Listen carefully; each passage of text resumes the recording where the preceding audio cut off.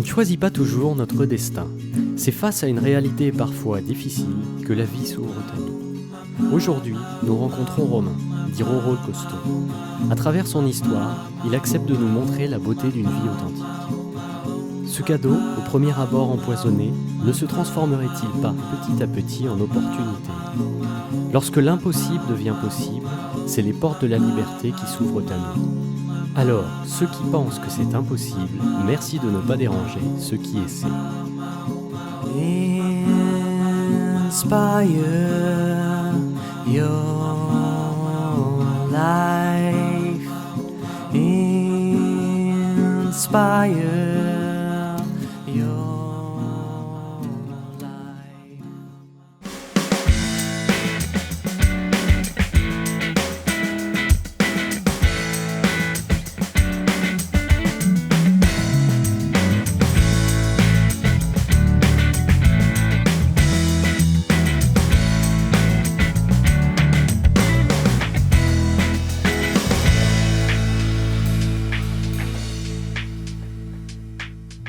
Durant ces quelques minutes passées ensemble, nous découvrirons étape par étape la vie de Romain, son enfance, son accident, sa famille, ses rêves, mais aussi sa perception du monde après toutes ces expériences traversées.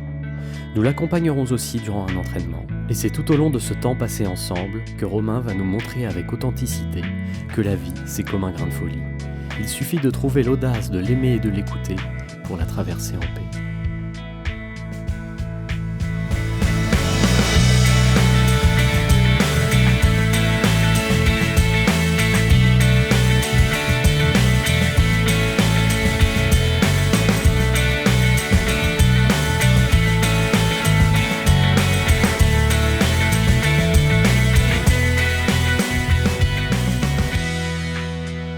Bonjour Romain. Bonjour Mickaël. Merci de nous recevoir chez toi. Avec plaisir. On va survoler ta vie, on va voir un peu les grandes lignes qui ont fait que tu es devenu le Romain que tu es aujourd'hui. Et sachant qu'en plus tu as quand même des expériences qui sont extrêmement riches à partager, à prendre du recul dessus, je pense que c'est important pour tous. Et donc justement, on voulait commencer par le début, ton enfance, du moins toute ta jeunesse, le petit Romain qui voulait devenir pompier, qui rêvait de ça. C'était quoi tes rêves à l'époque? C'était quoi tes émotions? Qu'est-ce que tu ambitionnais à cette époque-là? Alors très honnêtement, tout petit, j'avais pas spécialement au départ j'étais pas spécialement parti dans le monde des pompiers, pas du tout. J'ai commencé à 4 ans je crois le hockey sur glace en fait. Je fais du hockey sur glace en sport. Du coup ça a un petit peu alimenté ma jeunesse parce que je faisais sport-études, enfin, voilà, c'était ça que je faisais le plus souvent. Et je sais pas, franchement je me souviens même pas comment j'ai atterri en fait dans le monde des pompiers. Mais voilà, il y avait personne dans ma famille. D'accord. Sauf que à 12 ans, voilà, j'ai décidé de rentrer jeune sapeur-pompier. Et puis voilà, j'ai tout de suite accroché. Et à partir de ce moment-là, en fait, de 12 ans jusqu'à ce que à 17 ans je rentre pompier volontaire, j'ai pas eu d'autres ambitions. Je me voyais pas faire autre chose d'autre en fait. Qu'est-ce qui t'attirait le plus dans le domaine? Alors il y avait plein de choses. Il y avait déjà la rigueur un petit peu qu'on retrouvait chez les pompiers. Moi j'aimais bien ce cadre. Enfin, je trouvais que c'était important en tant qu'enfant d'avoir ce cadre. Je trouvais très bien. Je l'avais chez mes parents. Hein. J'étais pas un enfant à problème, mais j'aimais bien le cadre qui était imposé. L'esprit famille qu'il y avait aussi entre les jeunes sapeurs-pompiers, avec les pompiers. Enfin, c'était vraiment une deuxième famille. Et puis la dernière chose, c'était vraiment ce qui représente vraiment les pompiers, quoi. C'est l'aide, aider les autres. Et à partir de ce moment-là, petit, tu comprends déjà que voilà, tu as envie d'aider les autres et c'est pour ça que tu es fait. Quoi. Que ce métier-là a un sens profond. Voilà, exactement, c'est ça. Tu avances, tu grandis, et arrivé à une certaine période, au ski, tu attrapes un accident. C'est ça. Cet accident va un peu bouleverser ta vie. À ce moment-là, quand tout ça t'arrive, j'imagine que tu ouvres les yeux à un moment, tu t'aperçois de ce qui se passe. Qu'est-ce qui t'a traversé au fond de toi? Avec ma compagne à l'époque, on avait envie de découvrir autre chose, d'une autre région. Et on a atterri là-bas et j'étais fan de ski, donc effectivement j'ai eu un accident de ski. Alors quand je me suis réveillé, j'étais conscient lors de l'accident, mais je n'ai pas de souvenir, je me souviens de rien. Et je me suis réveillé à peu près 48 heures après, même si j'ai des flashs de l'accident, enfin des flashs entre l'accident et vraiment le réveil. Mais voilà, quand j'ouvre les yeux, j'ai ma compagne qui est là à l'époque, mon copain qui est avec moi sur les pistes.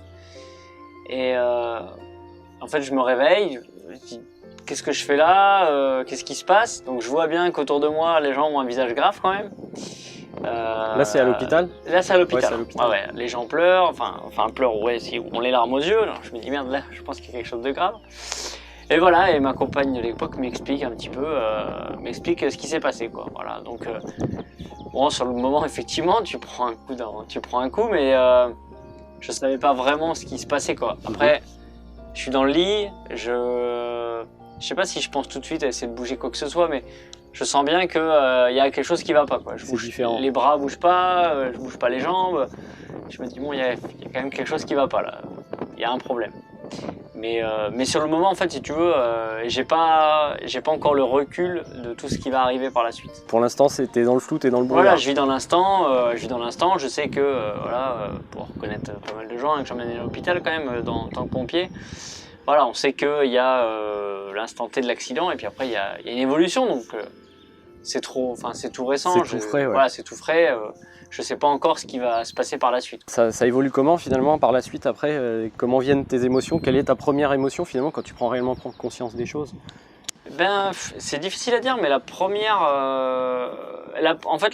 chose que j'avais en tête, moi, c'était ça me faisait mal de voir les gens autour de moi qui venaient et qui étaient tristes, même à l'hôpital. Et du coup, j'avais pas envie de donner cette image du mec triste, du mec faible. Et du coup, pour que les gens repartent en se disant, bon, écoute, il a quand même le moral, etc. Je montrais cette image forte. Et je pense que finalement, en voulant montrer ça, finalement, j'ai adopté cette... Elle s'est installée naturellement. Ça s'est installé naturellement. J'ai pas eu, si tu veux, la dépression tout de suite de me dire, ah putain, c'est horrible ce qui m'arrive. Enfin, j'ai pas eu ça du tout. J'ai plutôt été tout de suite dans ok, je suis comme ça. Comment je fais pour faire que ça se passe bien, quoi. Et puis, quand est-ce qu'on commence la rééducation pour essayer d'être le plus autonome possible. Peut-être récupérer, parce qu'au départ, on te dit pas que t'as aucune chance de récupération. Peut-être que tu peux récupérer quelque chose. Donc je me dis, quand est-ce qu'on attaque la réuc, quoi, voilà. Ensuite, tu te dis, va falloir essayer de réellement reconstruire quelque chose, on repart. Donc toute une période d'acceptation. Quels sont les facteurs influents dans toute cette période d'acceptation? Qu'est-ce qui t'a vraiment amené à te dire, allez, on va de l'avant, on y va, on vit ça comme une expérience? Alors, la toute première chose, ce qui m'a animé pour me rééduquer le plus vite possible, c'est que j'avais la naissance de ma fille en point de mire. Clairement, ça a été mon fil conducteur de rééducation parce qu'elle devait naître au mois d'août. Quand je suis rentré en rééducation, on était en février. Et voilà, et je savais que le mois d'août, je voulais être chez moi. Ouais. Voilà, tout le monde me disait, mais c'est pas possible, les rééducations, on me disait de toute façon c'est au moins un an et demi. Mais je m'en foutais, moi je voulais être chez moi à cette date-là. Bon, j'ai pas réussi à être en août chez moi, mais j'ai réussi à y être en septembre, donc j'étais très content. Ça va, c'est quand même proche. Ouais, ça va. Même si je continuais la rééducation malgré tout après. Mais au moins j'étais chez moi le soir et je pouvais m'occuper de ma fille, être avec elle. Donc pour moi j'avais réussi, quoi. J'avais réussi. Ça a vraiment été le fil conducteur qui m'a emmené vraiment à me dépasser. Après, pour dire l'acceptation, en fait, je l'ai vécu comme, de toute façon, c'est comme ça, t'es comme ça maintenant. T'as plus le choix. T'as plus le choix, exactement. Donc soit tu décides, tu te laisses abattre. J'en ai vu en rééducation qui refusent au départ, c'est malheureux, mais qui se refusent à accepter. Et en fait, la seule chose qu'ils font, c'est perdre du temps. Parce qu'en fait, ils ont ce refus, en fait. Mais si tu veux, au bout d'un moment, que tu l'acceptes en bien ou en mal, peu importe. Mais le problème, c'est que tu as perdu du temps parce que toute cette phase où tu étais dans le négatif, t'as pas travaillé, t'as pas essayé de te rééduquer, t'as pas essayé de pousser tes limites. Et finalement, j'ai connu des gens qui étaient rentrés avant moi, qui sont sortis bien après, quoi. Ouais. Et tout ça pour finalement en arriver au même état, c'est qu'à la sortie, ils n'ont plus le choix d'accepter, quoi. Donc du coup, j'ai voulu accepter assez rapidement pour me dire, tu travailles, peut-être que tu récupéreras, peut-être que tu récupéreras pas, mais au moins ça sera pas perdu parce que de toute façon, tout ce travail que tu auras fait, tu en ressortiras grandi, quoi qu'il en soit, parce que quand tu traverses une étape comme ça, que tu arrives à te rétablir ou pas, peu importe, ça t'a forgé et puis ça te permet de grandir, quoi. Si tu fais une rétrospective sur toute cette expérience, qu'est-ce qui t'a... Est-ce que tu tu peux dire aujourd'hui que tu as appris des choses? Alors clairement, en plus je le répète assez souvent, j'étais peut-être quelqu'un de matérialiste entre guillemets avant. Attention, hein, je suis pas devenu quelqu'un qui s'en fout de tout au niveau matériel, c'est pas la question. J'ai besoin maintenant de toute façon avec le fauteuil d'avoir mon confort de vie. Mais malgré tout, le matériel a beaucoup moins d'importance à mes yeux maintenant. Ça, c'était la première chose. Et la deuxième, c'est qu'en fait, on est souvent en train de râler. Franchement, c'est vrai, hein, on est souvent en train de râler, on se plaint tout le temps. Moi, le premier, hein, même à l'heure actuelle, ça m'arrive encore de me plaindre. Mais en fait, je me suis rendu compte que je me plaignais beaucoup avant de ma condition de vie, peut-être, des petites choses du quotidien, des choses qui m'embêtent. Et j'ai réappris, en fait, à découvrir tous les petits plaisirs qu'on traverse au quotidien. Parce que je me suis retrouvé à un moment où je ne pouvais plus rien faire. Mais vraiment plus rien faire. Et petit à petit, en fait, de jour en jour, mais ça se fait progressivement, tu redécouvres que finalement, c'est con, mais au départ, pouvoir te raser tout seul. Ça a été un de mes premiers petits plaisirs. Te laver les dents tout seul. C'est des petites choses. Et je te prends un exemple qui m'a fait, mais vraiment un de ceux qui m'a fait le plus de bien en rentrant chez moi, c'est pouvoir refaire à manger. Ouais. Parce que pendant très longtemps, je me suis interdit, je me suis dit, même en rééducation, on m'a fait faire des cours de cuisine, mais je voyais que j'y arrive pas, je peux pas, j'y arrive pas. Et en fait, arrivé chez moi, j'ai pas eu trop le choix, quoi. En fait, j'ai repris goût et tu vois, j'ai même découvert que j'adorais faire à manger, alors qu'avant, c'est vrai que je cuisinais, mais sans plus, quoi. Voilà, et c'est surtout ça maintenant que j'ai envie de faire transmettre comme message, c'est que en fait, on se rend pas compte de la chance qu'on a de faire quelque chose quand on peut plus le faire. Ouais, j'imagine. C'est ce que j'explique. En fait, dans les écoles, j'interviens souvent dans les écoles, un peu moins en ce moment, mais dans les écoles, j'explique aux gamins, parce que c'est vrai, on est tous pareils, quand tu es à l'école, tu sais, t'as la course à pied dans la cour, là, ça emmerde tout le monde, ça. Ça emmerde tout le monde, mais en fait, c'est ce que j'explique aux enfants. Je leur dis, mais essayez de vous rendre compte que vous avez de la chance de courir. Moi, aujourd'hui, j'aimerais bien peut-être courir dans la cour comme vous.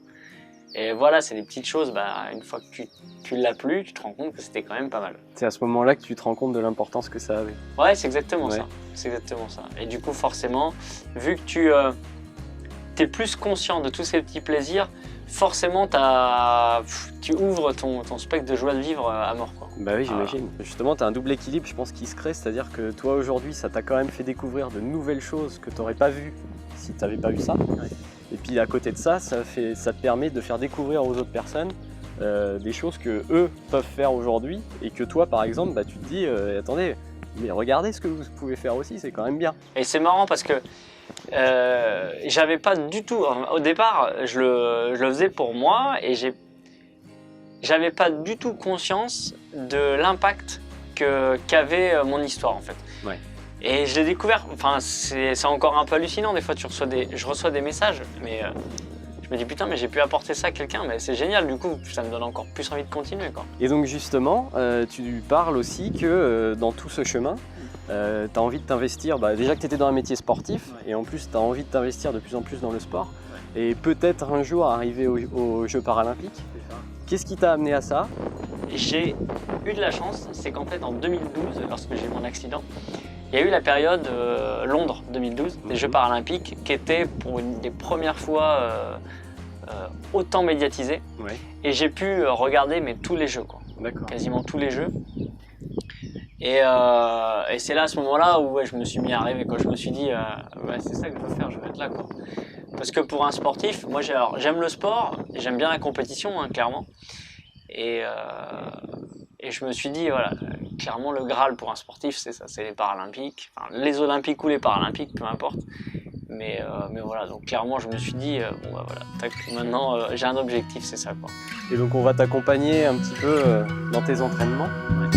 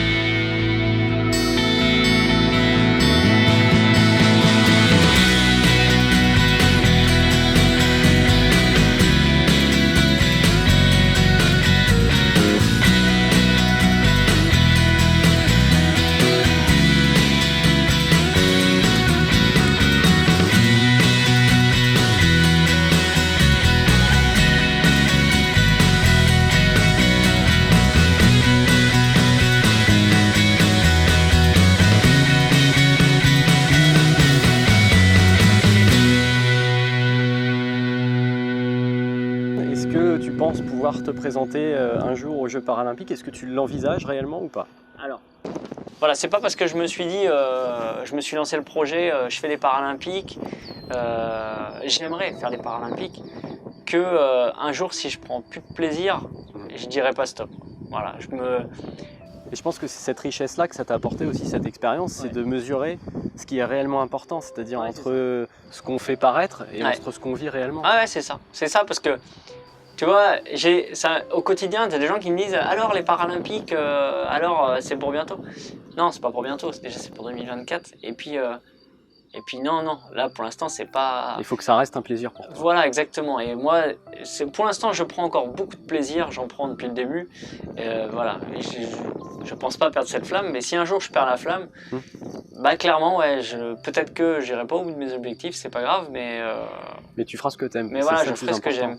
Et si demain, cette animosité que j'ai, enfin cette animosité, mais cette passion que j'ai pour la compétition, ça m'agace et que je préfère faire du loisir, bah, je préfère arrêter, faire du loisir et continuer. Pour l'instant, c'est pas le cas, j'ai toujours envie de rêver, quoi. Bah, c'est important et c'est beau en fait de voir le recul que tu peux avoir par rapport à ça. C'est rarement ce qu'on peut entendre dans la vie de tous les jours. Ouais.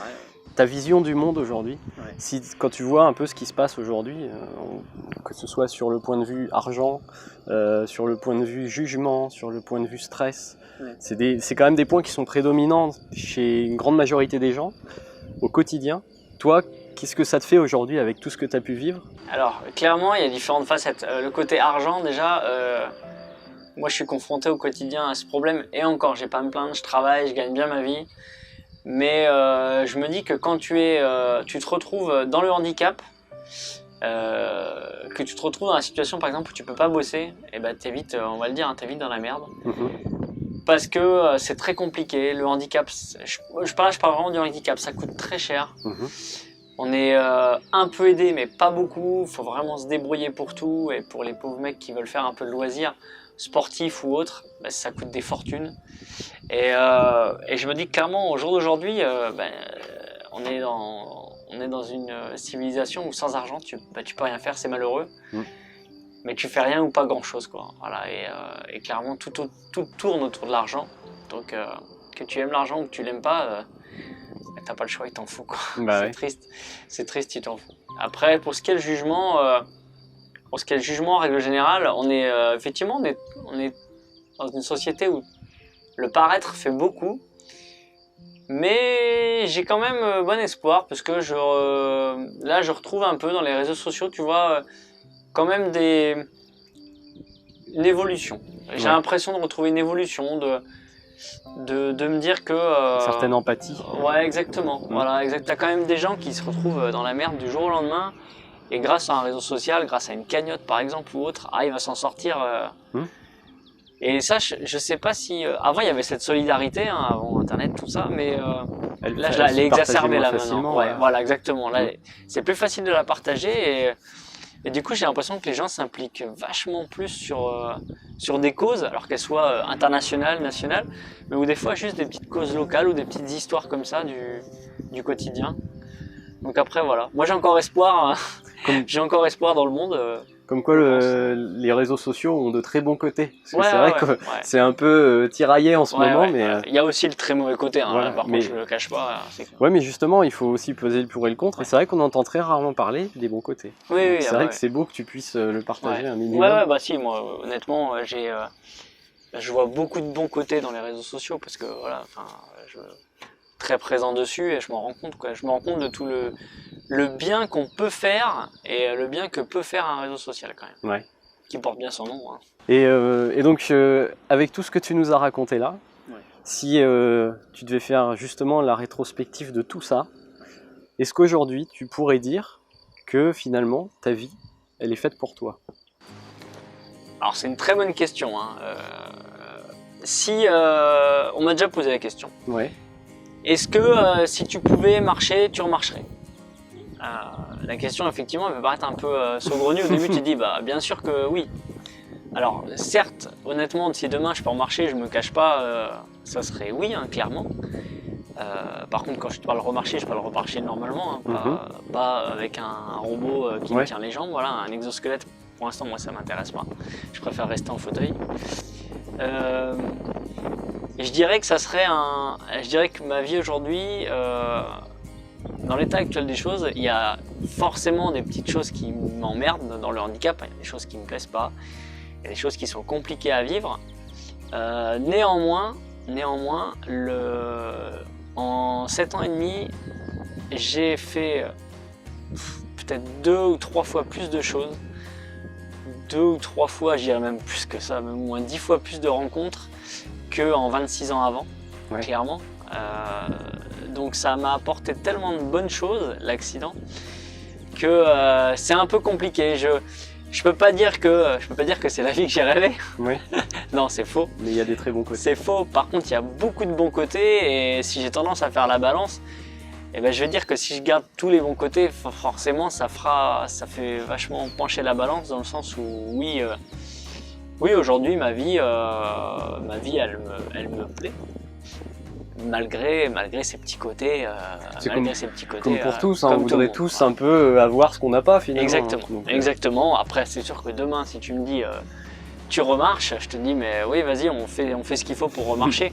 Et en plus comme ça, j'aurai mon expérience que j'ai connue et je pense pas que retrouver mes jambes me ferait changer du jour au lendemain de caractère parce que maintenant c'est quelque chose qui est gravé en toi. Voilà, c'est gravé en moi et je serais pas. Et puis c'est ce que je dis souvent, avant de retrouver mes jambes.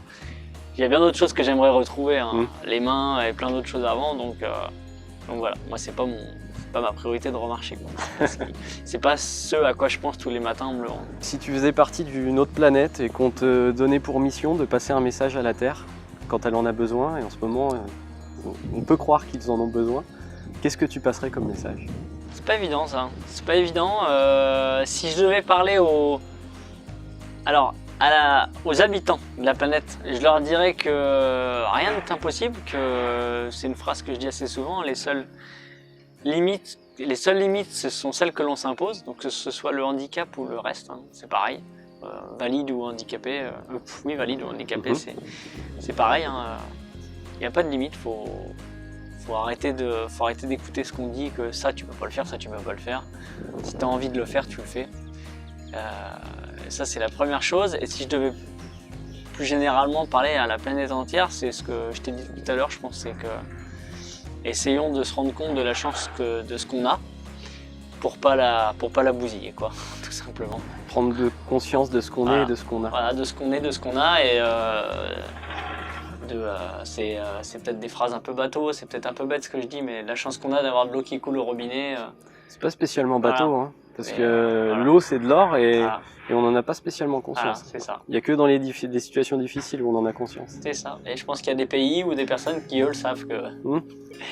Ça rend de plus en plus compte même aussi, avec l'histoire du réchauffement. Ouais. Bah, merci beaucoup pour cette rencontre. C'était riche en informations et en expériences. Et puis peut-être à une prochaine fois. Et bon courage pour la suite. C'était très sympa de pouvoir échanger avec vous. Merci, au revoir.